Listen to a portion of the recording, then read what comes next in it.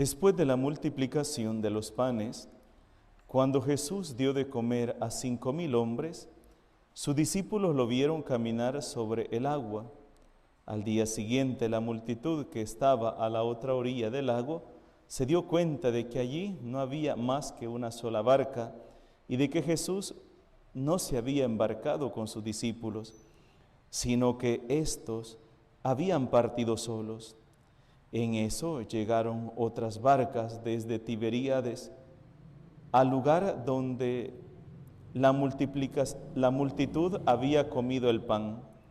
Cuando la gente vio que ni Jesús ni sus discípulos estaban allí, se embarcaron y fueron a Cafarnaúm para buscar a Jesús. Al encontrarlo en la otra orilla del lago, le preguntaron: «Maestro, ¿cuándo llegaste acá?». Jesús les contestó: «Yo les aseguro que ustedes no me andan buscando por haber visto señales milagrosas, sino por haber comido de aquellos panes hasta saciarse.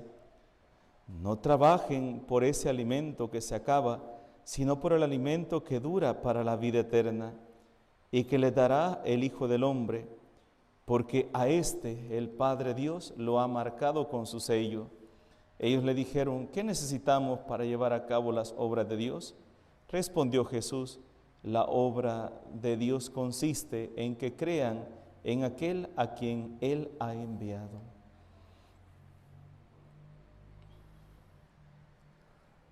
Palabra del Señor.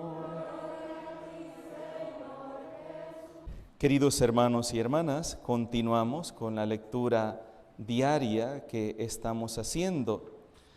Recuerden que estamos, en primer lugar, siguiendo los pasos de la iglesia primitiva, pero también estamos escuchando aquellos discursos en los cuales nuestro Señor Jesucristo nos habla claramente que Él es el Hijo de Dios, el Hijo de Dios. Iniciamos la semana pasada el capítulo 6 del Evangelio de San Juan y lo iniciábamos con el milagro de la multiplicación de los panes, pero hablábamos también el sábado que no solamente se obró el milagro de que Jesús caminó sobre las aguas, ¿se acuerdan? Hablábamos de ese tema también, sobre aquel milagro de que Jesús, cuando vio que lo iban a coronar, se lo iban a llevar para coronarlo rey, porque les había dado de comer con 5 panes y 2 peces, Él se fue a la montaña, se les escapó prácticamente para que no hicieran tal cosa, pues Él sabía lo que querían hacer. Luego en la noche los discípulos pues no saben qué se ha hecho Jesús, dijo, se fue para Cafarnaúm y ni cuenta nos dimos.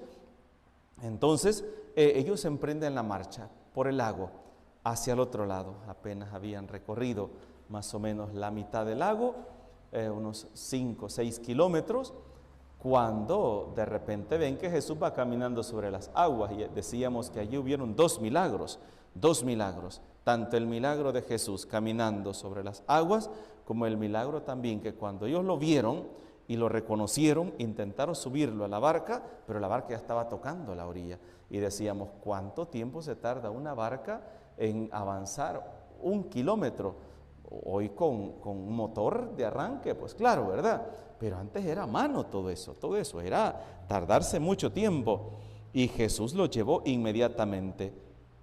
Ya cuando la gente se da cuenta que ni los discípulos ni Jesús están ahí, entonces empiezan a buscarlo. Y lo primero que se les ocurre es, vamos a Cafarnaúm, allá donde está.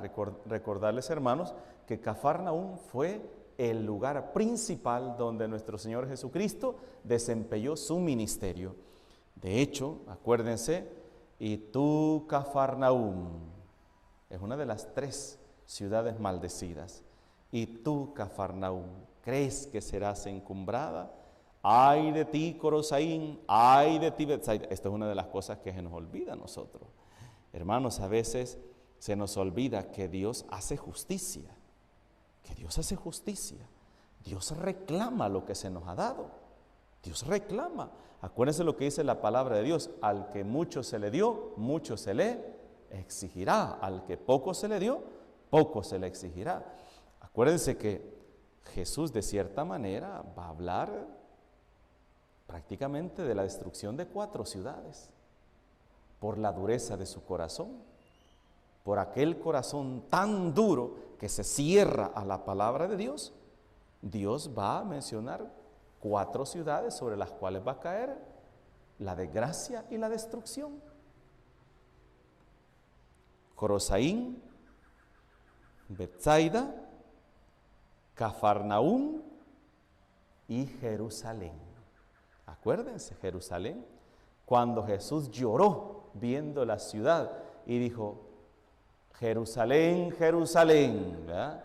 ¿Cuántas veces he querido reunirte como la gallina reúne a sus pollitos y tú no has querido? Días vendrán que no quedará piedra sobre piedra de todo lo que están contemplando aquí. Eso lo va a decir el Señor. Y en el año 70, Jerusalén será destruida totalmente. Destruida, a no quedar absolutamente nada. Cafarnaúm, ay de ti, Tiro y Sidón, ¿verdad? Ay de ti, Betsaida, ay de ti, Corosaín. Y tú, Cafarnaúm, dice, y tú, Cafarnaúm, ¿crees que serás encumbrada? Serás aplastada, aplastada. Porque si en Tiro y en Sidón, que eran ciudades lejanas, paganas, si en Tiro y en Sidón se hubieran hecho los milagros que en ti se han hecho, hace mucho tiempo que se hubieran convertido. Porque en Cafarnaúm fue el lugar donde nuestro Señor Jesucristo más milagros obró. Fue uno de los lugares donde más milagros.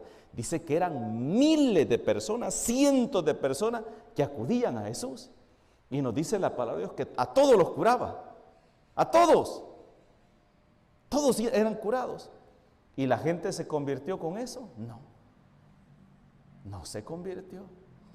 Al contrario, endurecieron su corazón.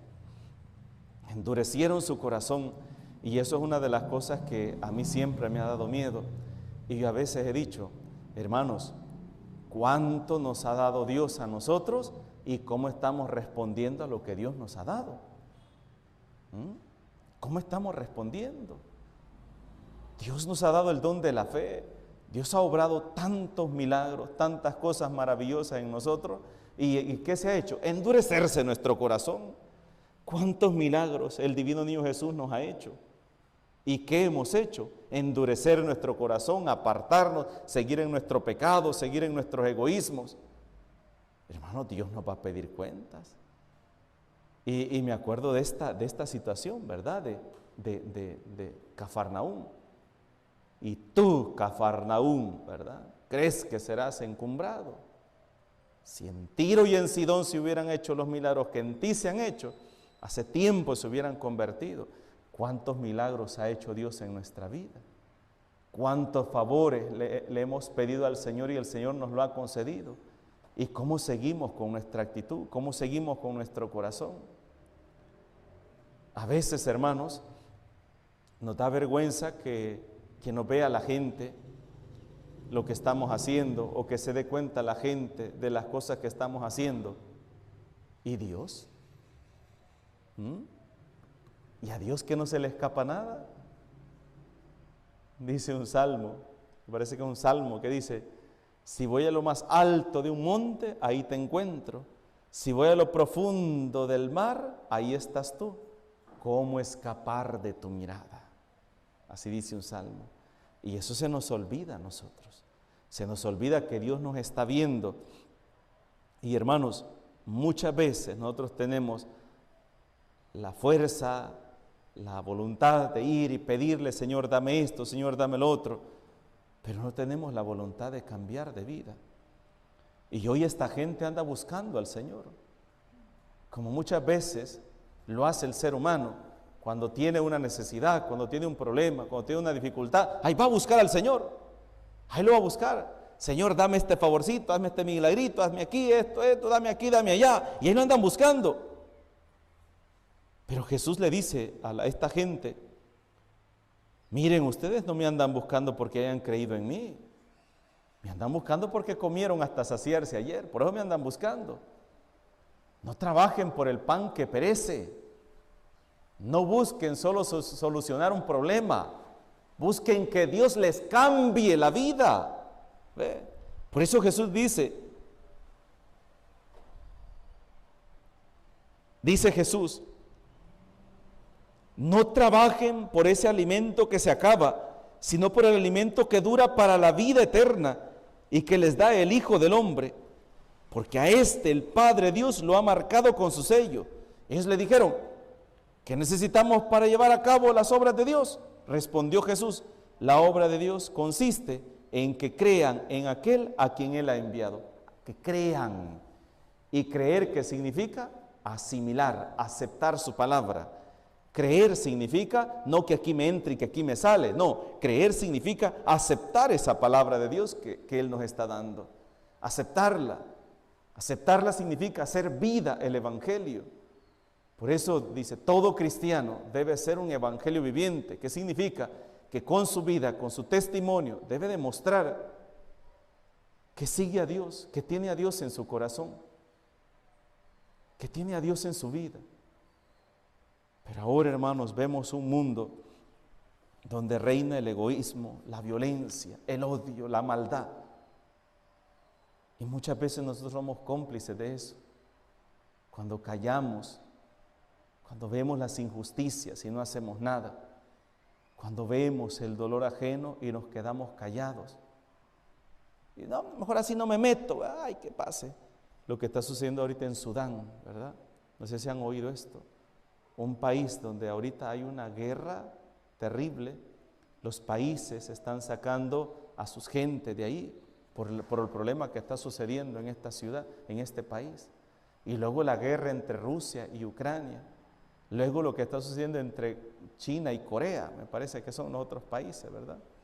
Y luego lo que está sucediendo en México, la violencia, la guerra que hay, familias que masacran en todo el mundo, en todos lugares. ¿Y qué hacemos? ¿Qué hacen? Las personas que pueden hacer algo, ¿qué hacen? Mejor se callan, no hacen nada, mejor se quedan callados. Eso es el pecado de omisión.